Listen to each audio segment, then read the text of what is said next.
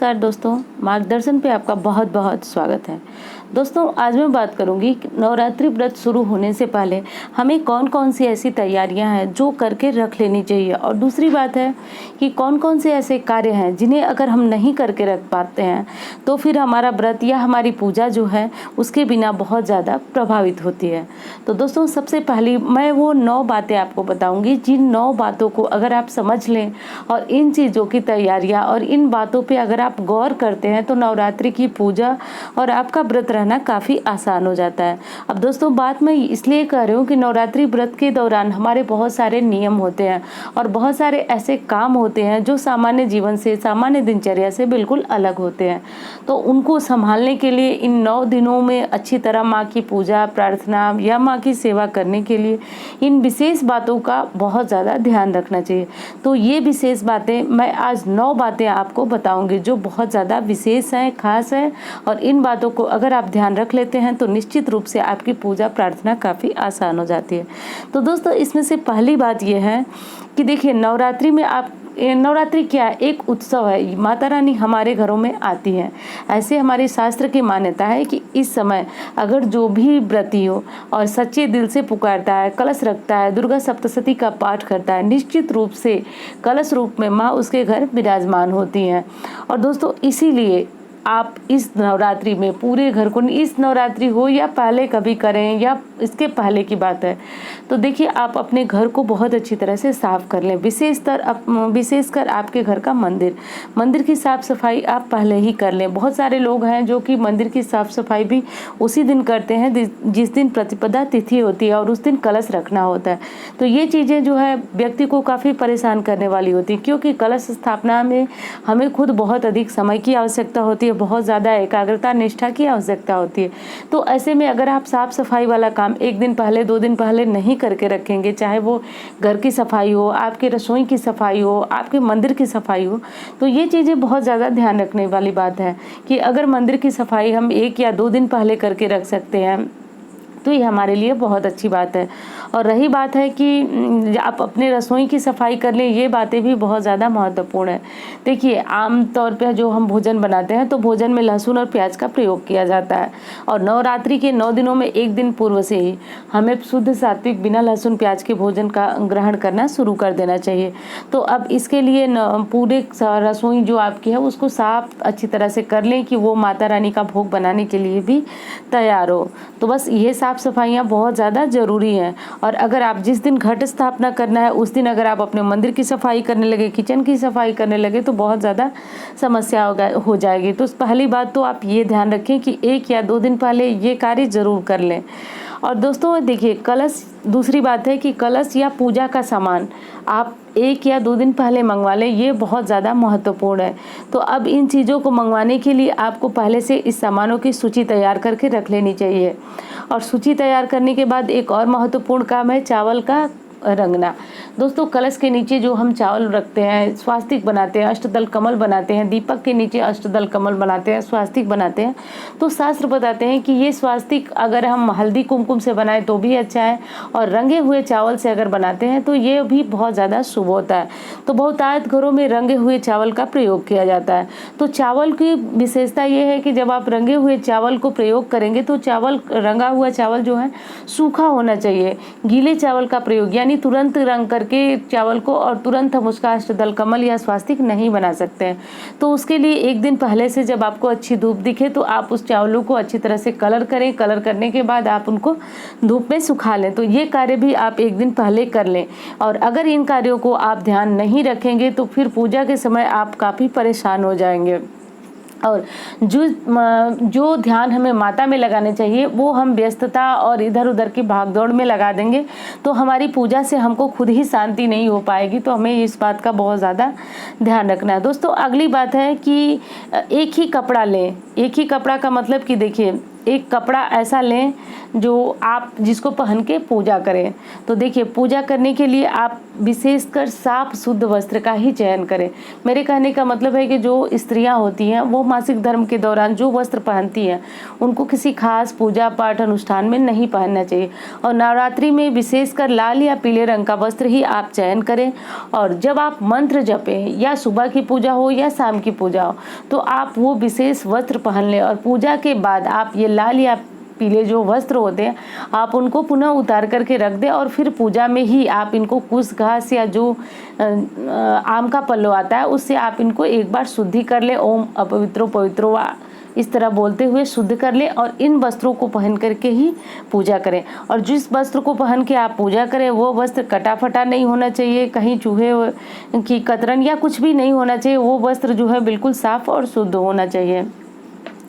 अब अगली चीज़ है दोस्तों, अगली बात है जो कि विशेष ध्यान रखने वाली है, ये भी बात कि कंचक पूजन की तैयारी आपको पहले ही कर लेनी चाहिए। अब देखिए, तैयारियां क्यों पहले कर लेनी चाहिए कि देखिए, नवरात्रि व्रत में जब आप अखंड दीपक जलाते हैं तो एक आपका नियम बन जाता है कि इस अखंड दीपक को छोड़ करके आप घर से बाहर नहीं जा सकते हैं।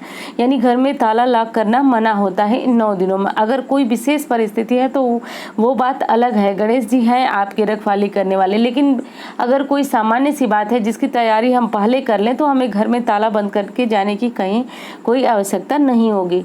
तो देखिए, कंचक पूजन की तैयारी आपको पहले से ही करनी चाहिए। ये चीज़ें सोच लेनी चाहिए कि आपके घर में कितनी कन्याएं भोजन करने के लिए आने वाली हैं और उपहार स्वरूप आप उनको क्या देने वाले हैं। तो ये तैयारियां भी आप नवरात्रि से पहले कर लें। और जो बच्चियों को आपको गिफ्ट देना है वो चीज़ें आप पहले ही खरीद के ले आएँ। ये ऐसा करने से आपका समय भी बचेगा और नवरात्रि के दौरान आप काफ़ी थकान अनुभव नहीं करेंगे।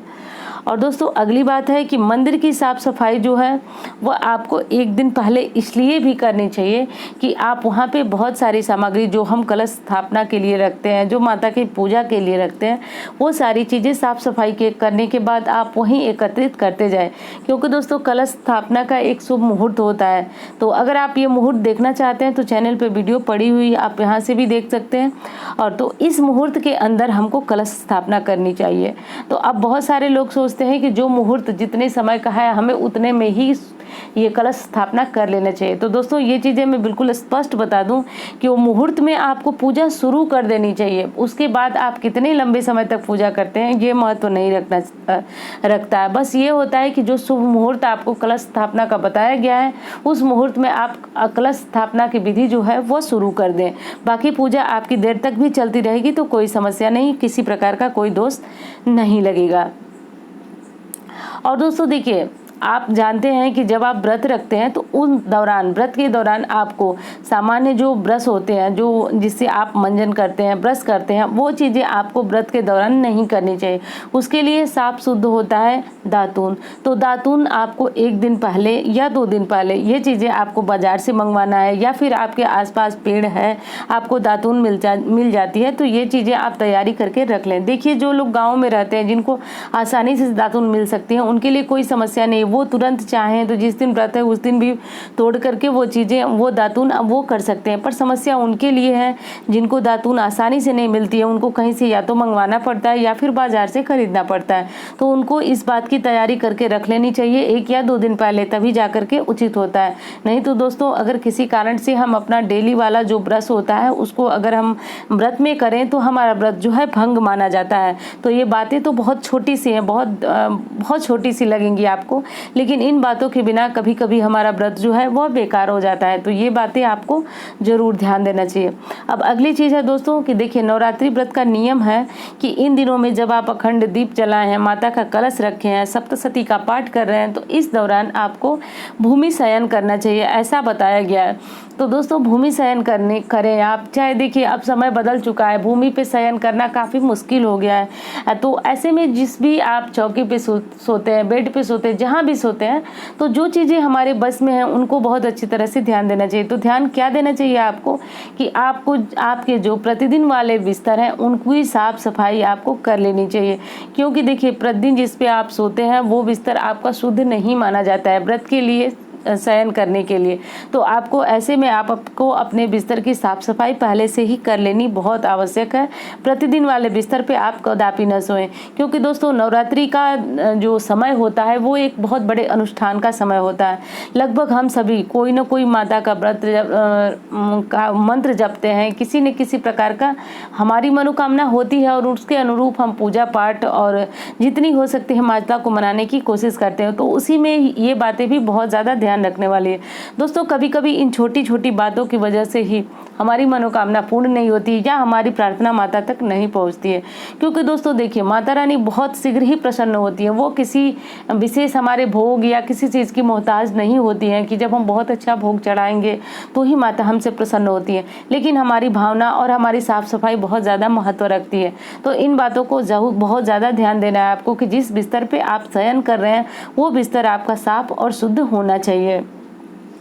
अब अगली चीज़ है दोस्तों कि एक दिन पहले से ही आपको शुद्ध और शाकाहारी भोजन लेना शुरू कर देना चाहिए। यहाँ तक कि आपको लहसुन और प्याज युक्त भोजन भी नहीं लेना चाहिए। तो अब आप चाहे 9 दिनों का व्रत रख रहे हो, चाहे सिर्फ प्रतिपदा और अष्टमी का व्रत रख रहे हो, तब भी आपको एक दिन पहले ही अब बहुत साफ और शुद्ध आहार शुरू कर देना चाहिए। लहसुन प्याज वाला भोजन नहीं करना चाहिए और बाहर जो चाट पकौड़ियाँ आती हैं वो भी नहीं खाना चाहिए, उसमें भी लहसुन प्याज जरूर मिला होता है। तो ऐसे भोजन को भी आपको एक दिन पहले ही त्याग देना चाहिए। दोस्तों कभी भी ऐसा नहीं सोचना चाहिए कि जिस दिन हमारा व्रत है उसी दिन हम ये सारी चीज़ों को छोड़ेंगे और हमारा व्रत जो है वह पूर्ण होता है। दोस्तों इस व्रत की या जो कोई भी व्रत होता है उसकी तैयारी हमें एक दिन पहले से ही कर लेना चाहिए और एक दिन पहले से करने से ही हमारा व्रत जो है वह पूर्णतया पूर्ण होता है। और दोस्तों एक अंतिम बात है जो कि बहुत बड़ी है। अगर कोई गंभीर समस्या हो, आपको स्वास्थ्य संबंधी समस्या, जैसे कि अभी आप लोग पूछ रहे हैं कमेंट में कि दवाइयाँ ले कि नहीं, तो दोस्तों अगर आपको बहुत गंभीर समस्या है तो एक बार आप जहाँ पे भी डॉक्टर को दिखाती हैं वहाँ से डॉक्टर को दिखा करके बात कर लें कि ये व्रत रहना आपके लिए सुरक्षित है या नहीं है। और दूसरी बात है कि अगर आप कोई दवा ले रहे हैं और दवा लेना आपको प्रतिदिन बहुत ज़रूरी है तो ऐसे में आप व्रत रखते हुए फलाहारी भोजन लें और दवाइयाँ ज़रूर लें, क्योंकि दोस्तों स्वस्थ रहेंगे आप तभी माता रानी की सेवा और पूजा करेंगे। और दोस्तों माता रानी कभी नहीं ये बोलती हैं कि हमारे बच्चे जो हमारी श्रद्धा से पूजा कर रहे हैं वो कभी भी किसी कष्ट में रहें, बल्कि हम कष्ट में रहते हैं तो माता को स्वयं ही कष्ट होता है। तो आपकी जो दवाइयाँ हैं, जो प्रतिदिन चलने वाली दवाइयाँ हैं, उनको आप अवश्य लें और देख लें कि अगर व्रत रहना आवश्यक नहीं है तो आप सारे पूजा पाठ कर सकती हैं। बिल्कुल सात्विक भोजन करके आप जितने भी जप होते हैं, पूजा पाठ होते हैं, सब कुछ कर सकते हैं। ये हमारे शास्त्र कहते हैं, इसमें ऐसा किसी प्रकार की कोई मनाही नहीं है। बस आप ध्यान दें कि आप शुद्ध और सात्विक भोजन करें। और दोस्तों एक चीज़ और है कि अगर आप चाहते हैं कि आप 9 दिनों का व्रत न रहें, पहले और आखिरी दिन का व्रत नहीं रहे और फिर भी आप कलश रख के माता की पूजा करें तो कर सकते हैं दोस्तों। और अगली चीज़ है कि आप चाहें तो नमक की जगह पे सेंधा नमक का इस्तेमाल करके अन्न जो है वो भोजन स्वरूप ग्रहण कर सकते हैं। अन्न में चाहे तो आप नमक न खाएं, नमक आप सेंधा नमक जो व्रत वाला नमक होता है उसका इस्तेमाल कर सकते हैं। अगर वो नमक भी नहीं खा सकते हैं तो मीठा भोजन कर लें, अनाज खा लें, लेकिन आप माता की पूजा जरूर करें। कहीं ऐसा नहीं कहा गया है कि आप निराहार व्रत रख करके या फिर फलाहार व्रत रख करके ही माता की सप्तशती को पढ़ सकते हैं। तो आप इस बात को ध्यान रखिए कि बस आपकी भावना जो है बिल्कुल सच्ची, श्रद्धा जो है बिल्कुल सच्ची होनी चाहिए। तो दोस्तों उम्मीद करती हूँ वीडियो आपको बहुत पसंद आई होगी। मिलती हूँ इसी तरह की वीडियो के साथ। धन्यवाद।